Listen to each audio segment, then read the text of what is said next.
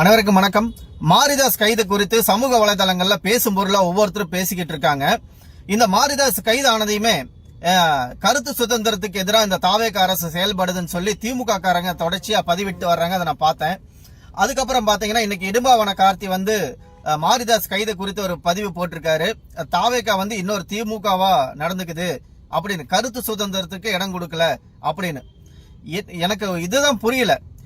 நம்ம சொல்லுவோம்ல, எவனுக்கும் குறி வச்ச எவனோ விழுகிறாங்கிற மாதிரி மாரிதாச கையை வச்சதுமே திமுக காரன் வர்றான், சீமானு கட்சியில இருந்து வர்றான். என்னடா நடக்குதுங்க?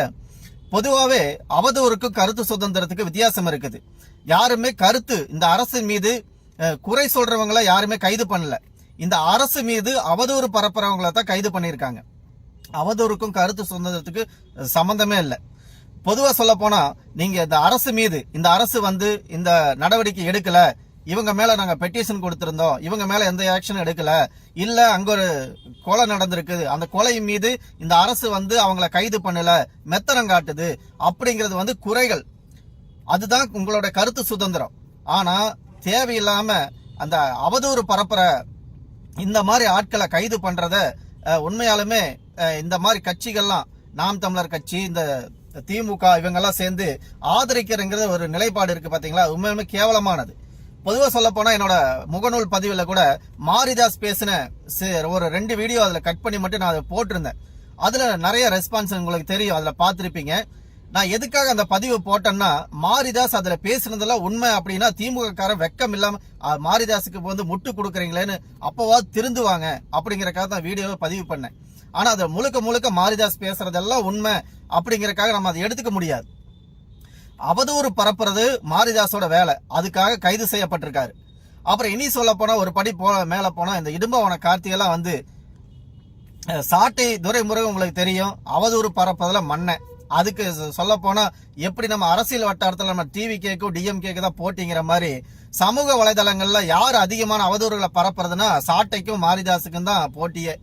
யாரு அவதூறு பரப்புறதுல கிங்கு அப்படிங்கிற மாதிரி தான் இருக்கும். இது ஒரு பக்கம் இருந்தாலுமே, இன்னொரு பக்கம் உங்களுக்கு தெரியும், தொண்டாமுத்தூர் பகுதியில, அண்ணா நகர பகுதியில கிட்டத்தட்ட 15 ஆண்டுகளா அந்த பிற்படுத்தப்பட்ட மக்கள் வாழ்கிற பகுதிக்கு பேருந்து வசதியை செய்யல. அதுக்கப்புறம் அந்த மக்கள் இன்னைக்கு தாவேக அரசு அதிகாரத்துக்கு வந்ததுக்கு பிறகு அவங்க ஒரு கோரிக்கை வைக்கிறாங்க. அந்த கோரிக்கை செவிசாரிச்சு வன்னியரசு அவர்கள் அங்க ஒரு பேருந்து விடணும் அப்படின்னு சொல்லி அவரோட முயற்சியில அங்க ஒரு பேருந்து ஒண்ணு விட்டுருக்காங்க, 21.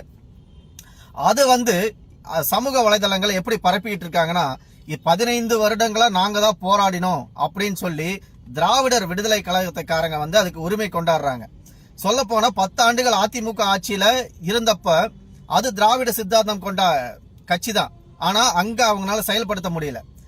அதை விடுங்க, இந்த திராவிடர் விடுதலை கழகம் கட்சியை சார்ந்த சில பேர் என்ன பண்றாங்கன்னா, 5 ஆண்டுகள் இந்த மு.க. ஸ்டாலினுக்கு ஆதரவு கொடுத்து அந்த பகுதிகளில் இவங்களுக்கு அதுக்கு முன்னாடி தெரியாதா, 5 ஆண்டுகள் ஏன் அங்க பஸ் வசதி விடல அப்படின்னு கேட்கறதுக்கு இவங்களுக்கு எந்த ஒரு திராணியும் இல்லாம இன்னைக்கு தாவேக அரசு அங்க பஸ் விட்டுருக்குது, அது எங்கனாலதான் நடந்துச்சுன்னு கிரெடிட்டா அவங்க எடுத்துக்கிறாங்க.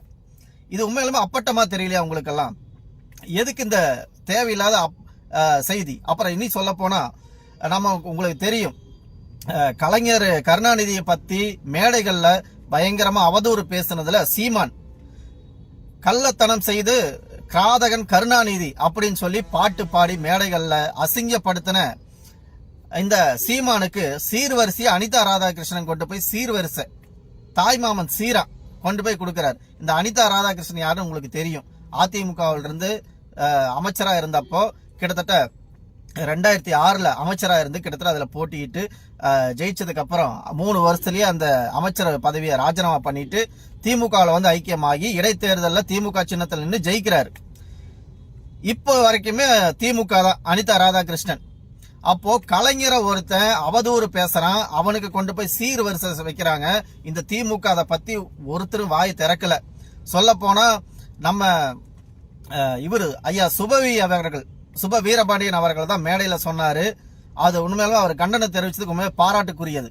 என்னதான் அவர் கூட்டணி கட்சியில திமுகவுல சொல்ல போனா அவர் ஒரு திமுகவோட விசுவாசி. அவர் சொல்றாரு, இந்த மாதிரி அனிதா ராதாகிருஷ்ணன் போய் சீமானுக்கு சீர்வரிசை செஞ்சது உண்மையாலுமே கேவலமானது அப்படின்னு சொல்லி அவர் பதிவு பண்றாரு. அவரோட பதிவு கூட இந்த திமுக காரனுக்கு வெக்கம் இல்லை.